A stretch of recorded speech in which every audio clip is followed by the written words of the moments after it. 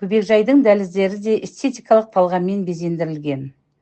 Ғимараттың бірінші қабатында табиғат ортақ үйіміз атты бұрыш жасақталған.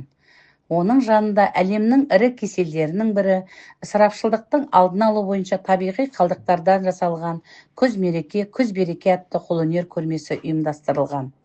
Бөбекжайдың бірінші қабатында 3D форматында дайындалған табиғатты аялайық атты жарық диодты стенді бар. Стендте балаларға арналған ғаламшарды ластамау, табиғатты аялау, жан-жануар, құстар туралы суреттер бейнеленген. Балалардың бұл стенд арқылы жанды, жансыз табиғат, оны ластамау, тіршілік анасы табиғатты аялау, оған деген сүйіспеншілік сезімі тәрбиеленетіні сөзсіз. Осы стенд тақырыбын жалғастырып, ағаш макетінде экологиялық тәрбие біздің Бөбекжайда тақырыбында фотосуреттер ілінген. Одан әрі қарай күзгі саяхат атты балалар жұмысының көрме көз тартар әдемілігімен орналасқан. Бұл көрме де балаларға қолжетімді болып орналасқан. Бөбекжайдың екінші қабатында суасты тіршілігі тақырыбында мүйіс орналастырылып, онда су жануар жәндіктері, балық, құстардың макеттері өз орнын тапқан сияқты.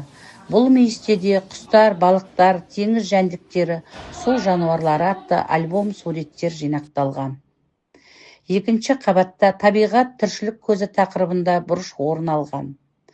Онда қабырға синдапсус гүлімен көмкеріліп, құстар, үй жануарлары, балықтардың макеттерімен толықтырылып, аквариумдағы балықтар, көкөніс, жеміс-жидектер муляждары әдемілігімен көз тартса, тоты құстың әдемі дауысы жанынан өткен жанның жанын жадыратары анық. Бұл бұрышқа алуан түрлі бөлме өсімдіктері мен қолөнер көрмесі де әдемі нұр берген тәріздес. Осылайша экологиялық бағытта безендіру жұмыстары жалғасын таппақ.